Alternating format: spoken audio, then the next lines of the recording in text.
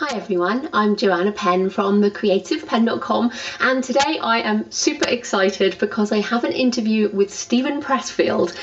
Now Steven's latest book is The Lion's Gate, and we'll be talking all about Israel, but I've been a fan for many years and I have some of his other books here, Turning Pro and Do the Work, and he also wrote The War of Art and lots of fiction, and I'm just thrilled to be able to interview him today.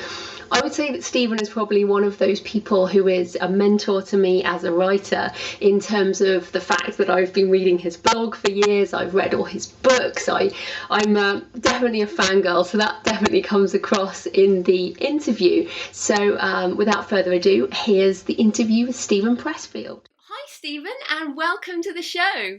Hi, Joanna. Thank you for having me. It's a pleasure to meet you in Skype after all these years. Yes, you too. So perhaps, for anyone who doesn't know you, perhaps you could give us a brief overview of your writing career, just to put this new book, The Lion's Gate, into context.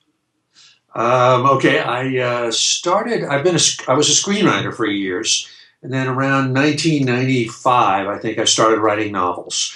And I've written a number of kind of war-themed books.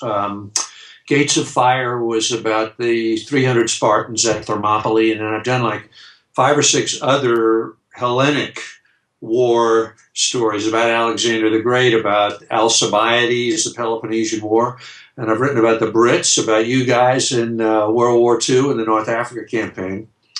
And then one day it just kind of hit me about 3 or 4 years ago. I said to myself, Steve, you've written about all these other people, but never about your own people. So why don't you? And the 6-Day War was an important event in my life, just in America, and an incredible story that I would rank with the great, with Trafalgar or anything.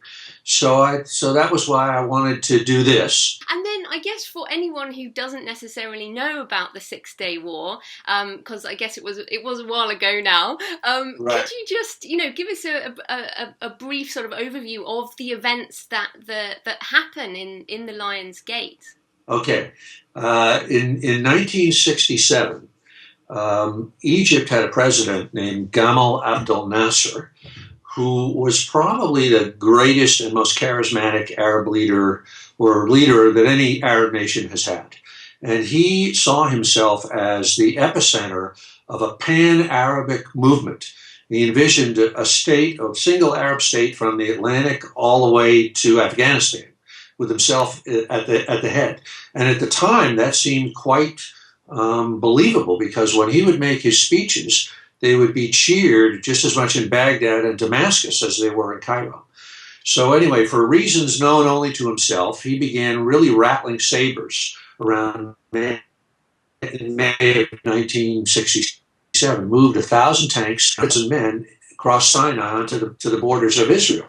And Syria was with him, and Jordan signed a pact, King Hussein signed a pact, and it was a kind of an existential moment for Israel, where one of the soldiers that I interviewed over there was telling me that the song by The Doors, The End, my phone is ringing in the background, was popular then, if you remember that, where I'm going to just do this. And if you remember a verse from that song, you can answer it if you want. It's my facts. This is the end, my friend. This is the end. And the soldier says that was what it really very much felt like. And so Israel, with their backs to the wall, launched a preemptive strike against Egypt, an airstrike. And 6 days later, the tables had completely turned. Israel had utterly trounced the Egyptian, Syrian, and Jordanian military forces, and changed the entire balance of power in the Middle East, and captured the West Bank, captured the old city of Jerusalem, captured the Sinai Desert and the Golan Heights. And all of these kind of things that you see going on now, the troubles, spring from that particular change in the Middle East, when the borders all changed. Yeah. And it's such a dramatic story. And in the book, you've taken these interviews and turned them into something a lot more personal. Maybe you could talk a bit about your research process and what that meant to you. Okay, that's a great question, John. Now, before this, I'd always written novels, historical fiction, Whereas you get to make things up. And if you have a part of the story that doesn't work, well, you just write a scene and da-da-da. But in this case, that absolutely couldn't work because the history was so. So this is what just came in. Some terrible, advertisement. Oh, fantastic! Making all that noise. So I knew I'd have. So I went over to Israel, and I wound up interviewing 67 or something veterans, fighter pilots, tankers, men and women, and I had 400 hours of interviews, and I just sort of what I learned from this process as a writer is that nonfiction is fiction, in the sense that I don't mean you can make anything up, but in nonfiction, you have to go by the rules of storytelling. This was narrative nonfiction. So in other words, I put it together as an artist would put it together, and moved one interview here and one interview there and cut this and cut that, and to tell a whole story with recurring characters, where in chapter 1 you meet Cheetah Cohen, and he tells you his story about it and his brother. And then he comes back in chapter 11, comes back and is woven in throughout the story. And the same with a lot of the other characters. And a bunch of the characters know each other. So their stories kind of intersect. So I hope that explained it a little bit. Yeah, it does. And I think what's interesting, because you have a mixture of older and younger characters and women and men and, different levels. How did you choose the people to feature specifically? I knew I wasn't going to try to tell the whole comprehensive story of everything that happened. What I wanted to do was a little bit like Saving Private Ryan or Black Hawk Down. Just focus on 3 or 4 units and just pick a few people in those units and then follow them. And the emotional climax of the war was when the Israeli paratroopers reached the Western Wall, the Wailing Wall. So I knew I wanted to talk to those guys. I wanted to find the first guys that got to the Western Wall. So I went after them. And then I also wanted to be with whoever the first Israelis were to get to the Suez Canal, going across the Sinai Desert. So through luck and other things, I found them. And then I also wanted to find one squadron in the Air Force that led an attack. So that was kind of it. And then serendipity came in, of course, and one person introduces you to another and so on and so forth. And I had a friend named Danny Grossman, a retired Israeli Air Force lieutenant colonel, who knows everybody knows everybody in Israel. I never do that. So he really helped me get in, made a lot of phone calls, and introduced me to people. Without him, I could have never done it. Yeah, and I think what obviously runs through the book and through much of history, I guess, is that it's sort of triumph and winning, but also great loss on both sides. So how did you get the balance right between winning the war, but equally the ongoing battle and also the loss of life? It's funny, Joanna. When I started out, of course, and before I talked to everybody, I really didn't know what the casualty situation would be. And then as it began to unfold naturally, a lot of people got killed. And the people I was speaking to, on the Israeli side and on the Egyptian side and the Jordanian too, but I was doing it entirely from the Israeli side. So the people that I talked to felt these loss of their friends very deeply, and it was very much a part of the story. And they would keep telling me, for instance, one central character of the story is a guy named Cheetah Cohen, who was a helicopter pilot, and his younger brother, Nehemiah, was the most decorated soldier in the Israeli army, and he was killed on the first day of the war. And so when I started talking to Cheetah, that became a huge thread of the story, because one of the things, I know you know this, was when Nehemiah was killed, a decision was made not to tell Cheetah, not to tell his brother. This was the first day of the war because they thought it would upset him. He was too valuable a person being a helicopter squadron commander. So they kept it from him all through the war. And then he found on the final day, when the mood was jubilation of victory, he found out he'd lost his brother. So that was a big, big part of the story. It's kind of organically evolved. Yeah, and also you've been blogging about this, at stevenpressfield.com, and one of the things you talked about is the concept of, and I hope I'm pronouncing this right, brera. Right, very good. Yeah. You can do Israel many more times than I have. My husband is Jewish, so I try and get a bit of Hebrew pronunciation in. But why did the Israelis have no alternative, which is what the phrase means for everyone else, and perhaps still don't necessarily have an alternative? That's another great question, and the answer really is geography. That one of the things that really amazed me when I went over, this was the first time I'd ever been to Israel, is how small it is over there, as you well know. I remember reading it before I went there in Yael Dayan's book, Moshe Dayan's daughter. She was on the front lines in Sinai just before the war with Sharon's division, and she got a chance to go home so she just drove home in 2 hours. She was home, So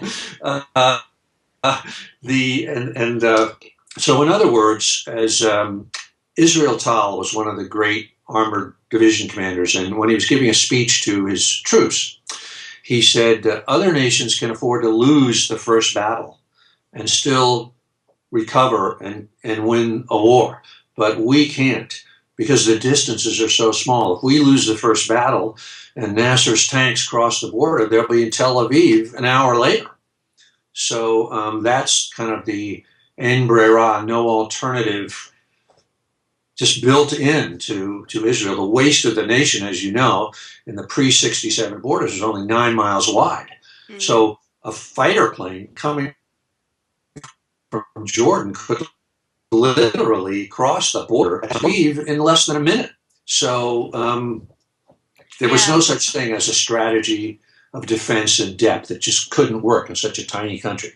Yeah, it's amazing, and I've been there 11 times now, which I said on my email to you, and I was actually there in 1990 when the Scud missiles were coming in from Iraq, and there was this real sense of how small the place is, and it's just kind of crazy. But I was going to ask you, so you went there, and I mean, I love the Western Wall, is just an amazing place, and what were the places in Israel that really sort of resonated for you?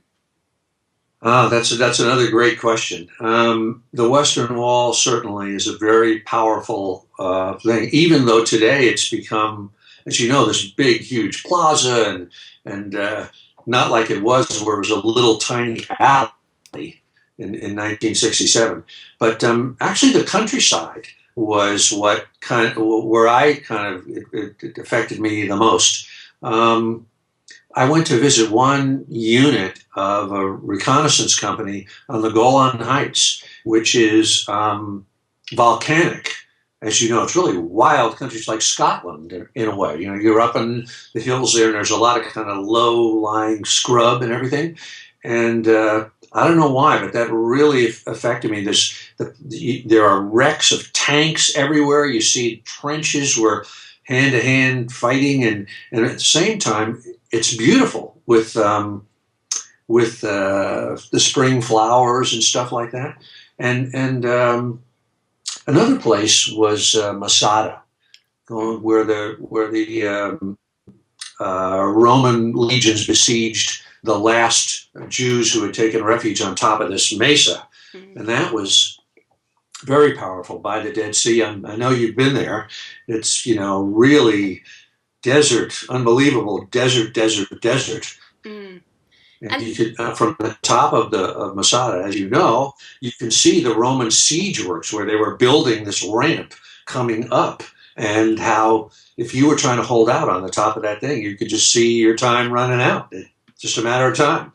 Yeah, and in case people don't know, that the Jews left there, committed suicide rather than be captured, which still is reflected in the character, I think, of today's Israelis very much. I don't think they would have given up easily if things had gone the other way during that war. No. That's for sure. But what did you get? I wondered whether you got to Megiddo at all, which is, the biblical Armageddon. I did, but only, it's pretty nondescript place. All I did was I sort of drove past it 3 or 4 times, and it's like somebody points out the window, oh, yeah, that's Armageddon. There you go. And you go, oh, really? Was your experience different, Joanna? Did you go there and really feel something? I did go on the dig there, but I think the iconic James Michener's book, The Source, which I'm sure yes. sure you've read, was based on that dig, and I just love it there because, of course, it represents why Israel has always been such a country of blood. It's because it's right in the middle of all these trade routes, and everybody wants it, basically. But no, fantastic city. But anyway, back to the book. I'm going to keep propping it up here. You've referred to The Lion's Gate as the book you've avoided writing. And of course, the resistance is one of your key concepts, and we'll come back to that. But how has resistance manifested in this book for you? Well, that's another great question, Joanne. It's actually probably 2 answers. I mean, in a way, I don't think it really was resistance. We'll get back to that. We'll talk about it. But this, for me, I think it was more sort of a Jewish midlife crisis for me. I'm too old for it to be midlife, but whatever it is. But I sort of felt like, because I was raised, I'm probably like your husband, right? Kind of a non-observant Jew. My uncle, Charlie Moses, his company manufactured Christmas tree ornaments. And when Christmas would come around, we'd go over to his house. He'd have like inflatable Santa Clauses on the roof, and it was all everything. So for me to plunge into this book, knowing I was going to be interviewing 70 people and living over there and everything, I thought this is really going to make me confront my own feelings about being a Jew and being a secular Jew. Should I move to Israel? Should I start studying Hebrew? Is my life a fake because I've never, all those kind of things. So that's kind of why I was avoiding this book kind of over years. Mm-hmm. In fact, like Gates of Fire, in my earlier book that was about the Spartans, I was made an honorary citizen of Sparta. Mm-hmm. So I remember thinking at the time, why am I doing this with Greeks? Why shouldn't I be, with my own people? So that was kind of why I avoided it. But also it was the reason why I wanted to do it, because I knew it would change me, Where can people find you and your books online? Just about everywhere, on Amazon or Barnes & Noble, amazon.co.uk. We actually, Black Irish publishes it in England, so it's up there. And I have a website, as you know, that's just my name, stevenpressfield.com. And I'm there. You are. You're everywhere, and it's I'm everywhere. Yeah. Just like everybody else is everywhere. You're everywhere. Yeah, that is true. Creative Penn, it's everywhere. Well, thanks so much for your time, Steve. That was brilliant. And thank you, Joanna. Thank you for being so prepared and for asking such great questions. It's a pleasure to meet you face to face over Skype.